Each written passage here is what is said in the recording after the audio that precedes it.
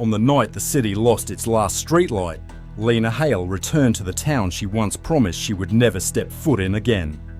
The bus left her at the old road crossing where the pavement had long given way to cracked asphalt and weeds growing through broken earth. She carried only a small black suitcase, light because there was nothing left to bring. The air smelled of rain-soaked dust and rusted iron, a kind of silence that made her heartbeat feel louder than her footsteps. The town of Bridge Loft had always been quiet, but now it felt abandoned, not empty, but watching. Lena pulled her coat tighter. She had come because of one letter, a letter that should not have existed because the sender had been dead for 11 years. It was a single sentence written in handwriting she remembered too well. "Lena, come home, I need to tell you the truth. Dad." Her father had died when she was 16, or at least they told her he did. His body was never found. The house stood at the edge of the woods, just as she remembered. Tall, narrow, leaning slightly like it was tired of holding itself up. Vines crawled up its walls, reaching toward the roof like hungry fingers. One of the upstairs windows was still cracked, the same window she had broken the night she tried to escape. She had been running from the house then. She was walking toward it now. The door was unlocked. The entryway smelled of old wood and something faintly familiar, cedar and tobacco. Her father used to carve things from cedar blocks, his hands always stained with sawdust. Lena walked through the dim hall, trailing her fingers along the wall as though it could recognize her touch. The kitchen was untouched, a chair still pulled out from the table, a cup still sitting near the sink, frozen in time, as if someone had just stepped outside and would be returning any moment. Her heart tightened. She moved upstairs, every step creaking like the house was waking up. Her old bedroom door was closed, but it wasn't her room she came back for. It was the study, the room her father always kept locked. The doorknob turned easily. The room was dark except for a single object in the center, a wooden box carved in cedar, her father's work. Lena's hands trembled as she opened it. Inside was a key and a photograph of her, age 8, sitting on the front steps with her father's coat wrapped around her shoulders. On the back, written in the same handwriting as the letter, "You already know where the door is." Her stomach turned cold. There had always been stories, whispers in the town, but the Hale family house was older than the town itself, built on land where strange things happened. That Lena's father used to go somewhere in the house, somewhere she was never allowed to see. She had always thought it was nonsense, but her memory pulled up a fragment, her father carrying that same cedar box down to the basement late at night. And a door she had seen only once, and only when she shouldn't have.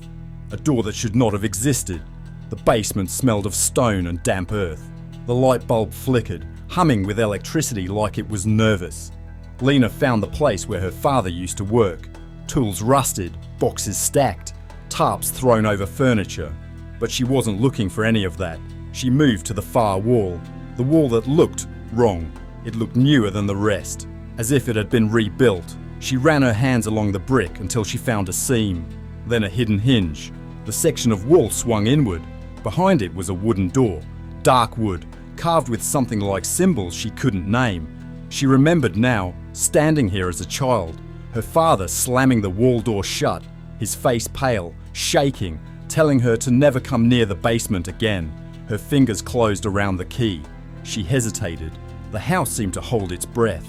The key slid into the lock. The door opened. Behind it was a room made of mirrors, not glass mirrors, polished metal, so perfect they reflected like still water. The room was circular, and in the center was a wooden chair. No dust, no decay.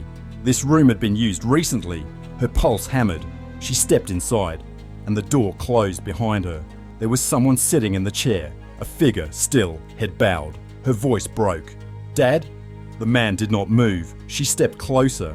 The room seemed to shift, reflections bending reality, making her feel like she was walking through thick air. Her legs shook as she reached out and touched the man's shoulder. He was warm, alive. Slowly, he raised his head. It was her father, but older, much older than 11 years should have made him. His eyes were sunken, tired, filled with a depth of grief she didn't understand. His voice was a whisper of breath. "You shouldn't have come." Tears blurred her vision. "You sent me the letter." He shook his head slowly. No, Lena, the house sent it. She froze. What are you talking about?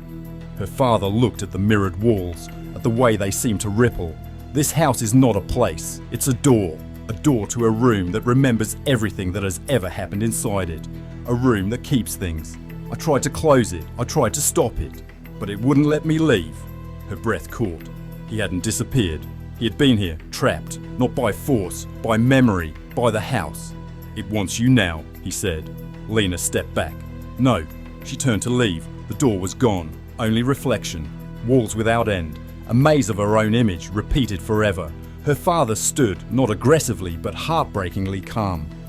Lena, listen to me. The house does not keep bodies, it keeps stories, it keeps moments, it keeps everything you refuse to let go of. You didn't come here to find me. His eyes locked onto hers, soft, knowing. You came here because you never forgave yourself. Her throat closed. The memory she buried, flashed like a blade. The night she ran from the house, the shouting, the argument, the broken window, her father reaching for her, falling. Blood. She had always believed the fall killed him. She had believed she had killed him. She had spent 11 years drowning in guilt. Her father stepped closer, voice gentle. Lena, I never died. I survived. I followed you. I raised you in every shadow. I watched you grow into a woman who hated herself for a crime she never committed. Tears streamed down her face. No, that's not possible. Dad, I didn't... He nodded. You didn't kill me. Her knees buckled. She sobbed. For the first time in 11 years, she breathed. But her father's expression didn't change. His voice dropped to something hollow, something resigned. But I'm not real, Lena. The room went silent. Her heartbeat stopped. What? Her father smiled softly, the same warm, tired smile she remembered from childhood. I am the memory the house kept for you. I am the version of me you needed to face. Her chest tightened, lungs burning. I died that night, Lena. You just couldn't accept it. The mirrors around her rippled, reflections dissolving like water disturbed by touch. Her father's form flickered. Forgive yourself, he whispered, and then he was gone. The room emptied. The chair sat alone. The walls were still. Lena collapsed to her knees, hands over her mouth, soundless grief pouring out of her.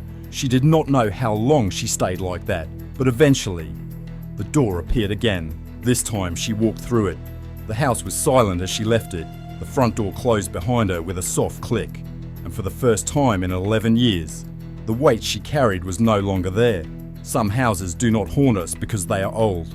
They haunt us because we left a part of ourselves inside them. Sometimes, the ghosts we run from are just the memories we never had the courage to face. And sometimes, coming home is not about returning to where we lived, but returning to where we last felt alive.